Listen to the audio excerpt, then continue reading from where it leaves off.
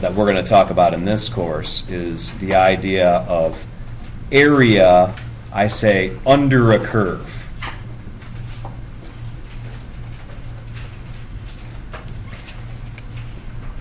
We're going to use calculus for finding area. So we just used it to find a slope of a certain line. Now we're going to use it to compute an area. And I mentioned that Friday you guys are supposed to review some trigonometry, section 1.3. I always tell students, if you really want to learn your trig or your algebra, take a calculus course. By the time you're done, you're going to know it really well. So what I'd like to do here is just kind of review with you. We have y equals the sine of x. I want to sketch a graph of what that looks like. Can you guys do that by hand without the calculator? I'd like you to be able to. Definitely do the cosine. You might do the cosine, right. So we have to remember, for example, what's the sine of 0? How do you do that quickly? Well, what I tell students is remember this thing called what's this called? The unit circle, right? And so if you have an angle, theta, then the coordinates of the point on the unit circle will always be cosine of theta and sine of theta. How many people have seen that at some point? Okay, x is cosine, y is sine. And so when I go to sketch these graphs, sometimes I even draw this or have it kind of on the side, you know. So I repeat my question, and I'll give you guys just a minute here. What is the sine of 0? Yeah, it's either 1 or 0. Which one is it? All right, let's see. So I'll go over here, and what point is that, guys, right here?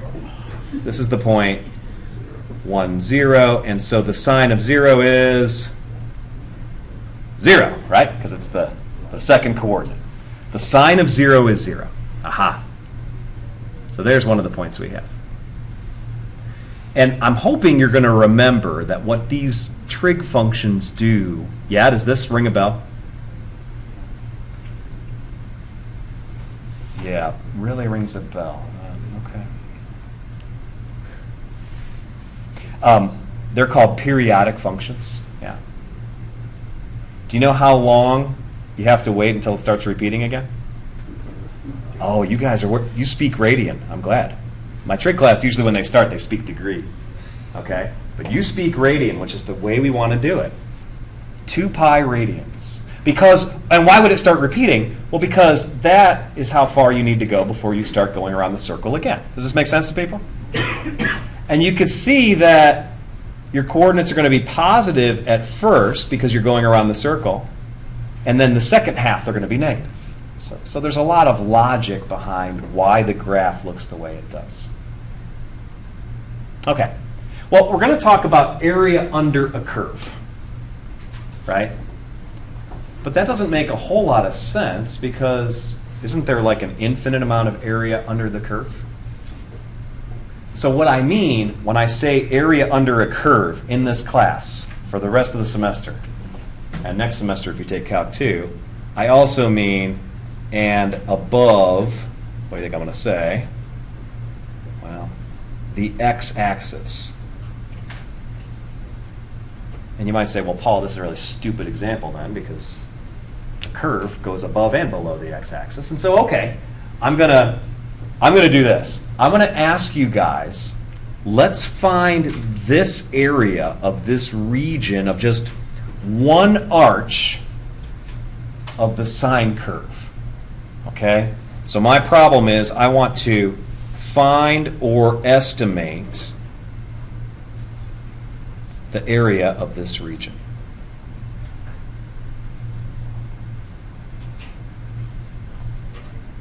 So how do I do that? Circle. What's that? Half of a circle. Is that true? Is it half of a circle? In this very specific instance, yeah. Maybe you're right. Let me see.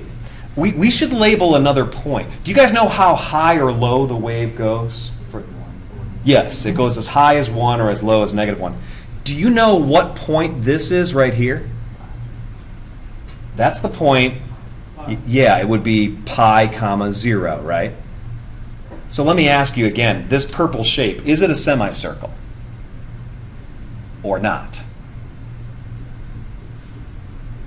Because if it were a semicircle, No. you'd have to have some symmetry, right? Yeah. I mean, I think it would come down and hit at 2, because it goes as high as 1. Do you understand what I'm saying here? This is not circular, even though maybe I drew it circular, because I'm not a very good artist. Let me redraw. Let's go down here and redraw. And let's be a little more precise.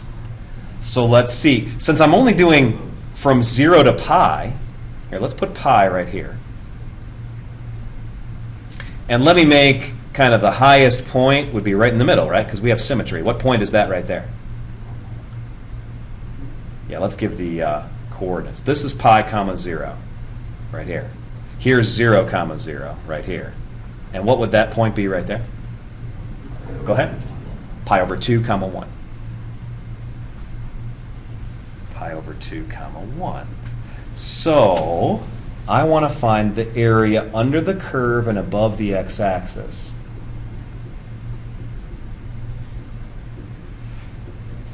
Now this might be stretched too long, I think.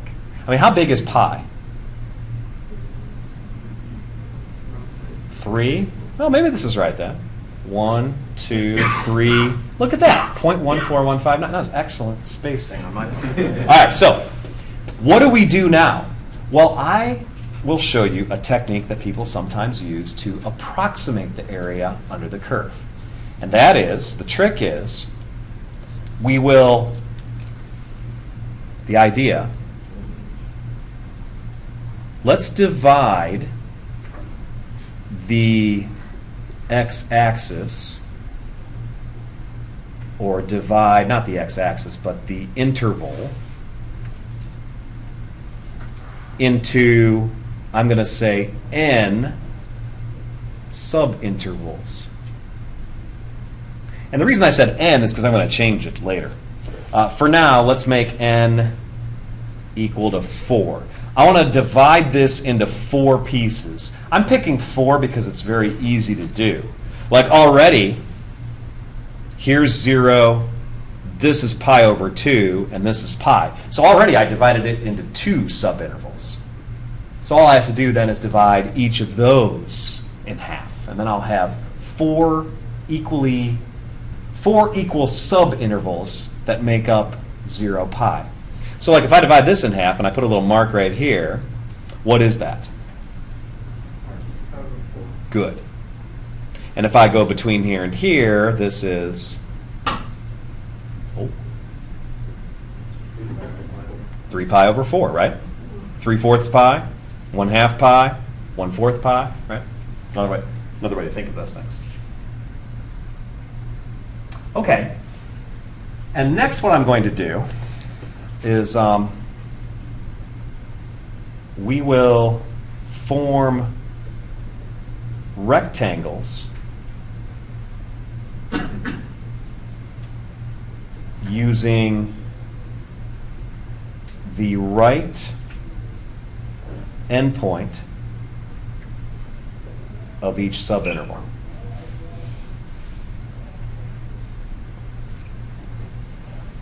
Okay. What I mean by that is, in the first subinterval here, from 0 to pi over 4, the right endpoint is right here. So I want to go, and I'd like to know what point that is right there. Actually, here's some good trigger view. I guess if I want to know the coordinates of that point, I know the x-coordinate is pi over 4. How do I get the y-coordinate? I have to do what? Oh man, I see calculators coming out. I need to do the sine of what? Pi over 4. Can't I get that from here?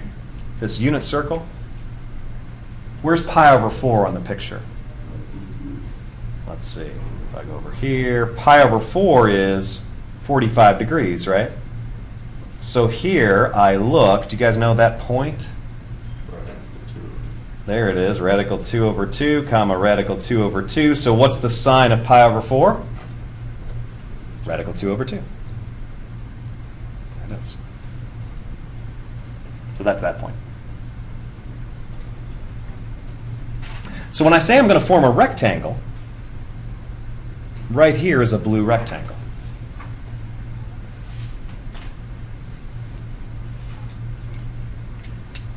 And then I go to the next subinterval. I go to the right endpoint, pi over 2. I go up, that's pi over 2 comma 1. And so what I have here is this red rectangle.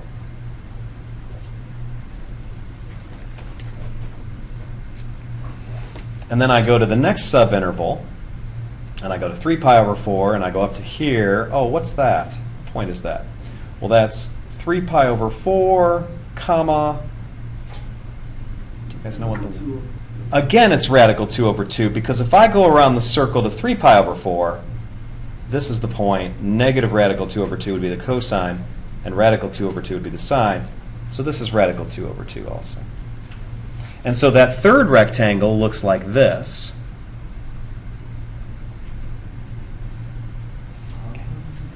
Okay? It's actually lower than the curve. The first two were higher than the curve. I have one more rectangle to do, although it's kind of stupid, because what happens is you come over here, the right endpoint is pi. What? Yeah, it's a rectangle of area 0 because it has no height, which is really kind of strange for this example. Garrett? Why did you make that third rectangle lower than one? Well, what I said I would do is I would always use the right endpoint to give me the height of the rectangle. So the right endpoint was pi over 4, and it just happened to be above. Pi over 2, the rectangle was a little above. But see, what happened was then, once I got past pi over 2, the curve started coming back down. So you just, once you found your point, you just made your line parallel with the Parallel to the x-axis, Okay. yeah. Okay. That was my plan. Okay? And now the plan is I can add the areas of these rectangles. Well, let's see what happens. Well, what do I get? I get pi over 4 is the width, right? Times the height is what? What's the height of that thing? Radical 2 over 2. Plus, how about the red rectangle? That's going to be pi over 4 times what? What's the height of the red rectangle? That's 1, see? Because it goes up to pi over 2 comma 1. Okay, plus pi over 4 times radical 2 over 2 plus pi over 4 times 0. Why are the two blue ones? They don't look like they're the same thing. No, that just shows you I'm a really bad artist. Oh, okay. Yeah. Kind of looks like They really don't look the same height, but it says radical 2 over 2 and radical 2 over 2. So those should be the same height. They should be the same height. okay. I thought Do yours look the same height? Well, you're not any better then. Maybe like shorter because you were. Yeah, no, my bad, I'll say. Here, let's make this a little shorter and this a little tall. There, look at that. Exactly the same height. Impressive technology. I'm glad you asked. Yeah, that was really bad. Other questions? Why is my handwriting so bad? I blame my grade school. Go ahead. Can you just tell me how you got the pi or the radical, or I'm sorry, the pi over 4 again for all three of them? Yeah, I guess what I'm doing each time is I'm measuring the distance between, say, this point and that point. So that's just pi over 4. Well, yeah, if I do 3 pi over 4 and I want to subtract, say, pi over 2, so I'll subtract 2 pi over 4, that's how I'm getting it. Oh, that's all. Okay? And that's why you're putting pi over 4 in front of each one of these intervals. That's right, because it's the width of each rectangle. You know what? Times height. Yeah, I'm doing length. I'm doing width times height. Yeah, or length times height, you could say. Width. As a matter of fact, this pi over 4, because of the way I divided the interval, it's always the same. Maybe an even better way to do this when I actually want to compute it, can't I just factor that pi over 4 out? And now I'll just multiply by each of the heights. So it'd be radical 2 over 2 plus 1 plus radical 2 over 2 plus 0. That'll save some work. As a matter of fact, what's radical 2 over 2 plus radical 2 over 2?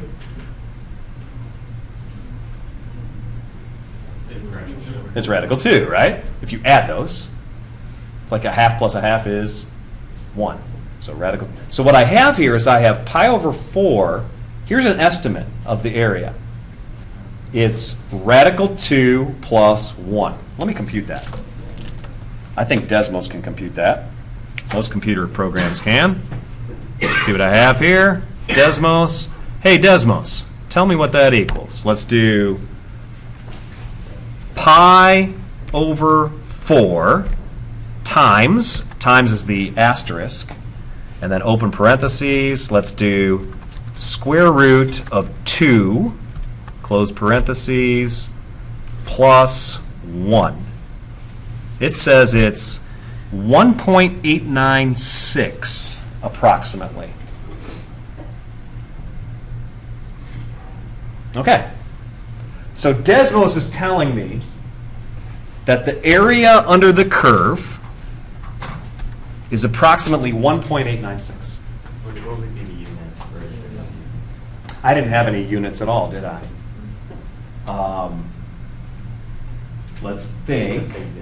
I mean, these are in radians, and you don't really have units here per se. Yeah, so that's a good question. I don't have units per se.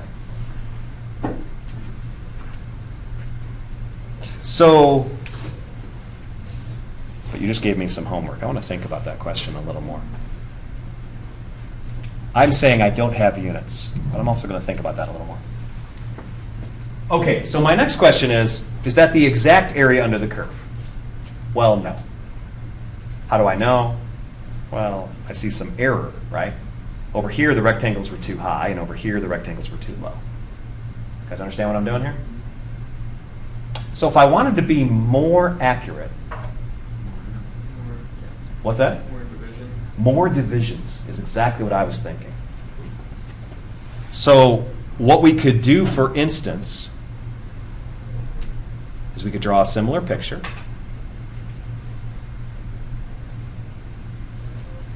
And let me keep my pi over 2 there. Here's 0. Here's pi.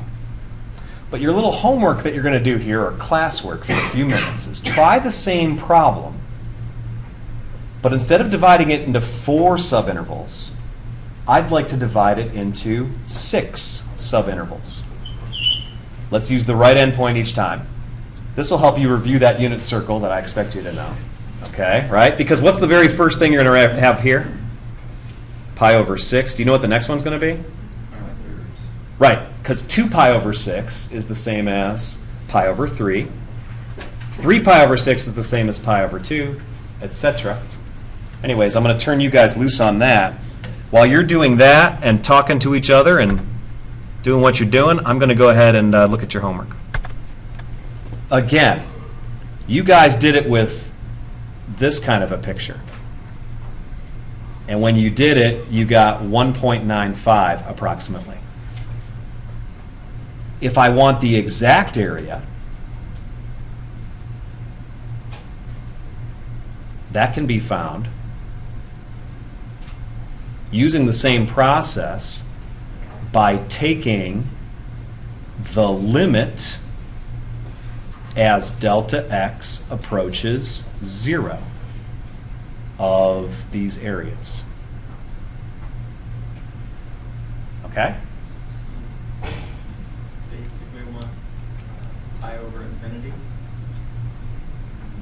Well, the problem is that Yeah. I can't do that. You're right.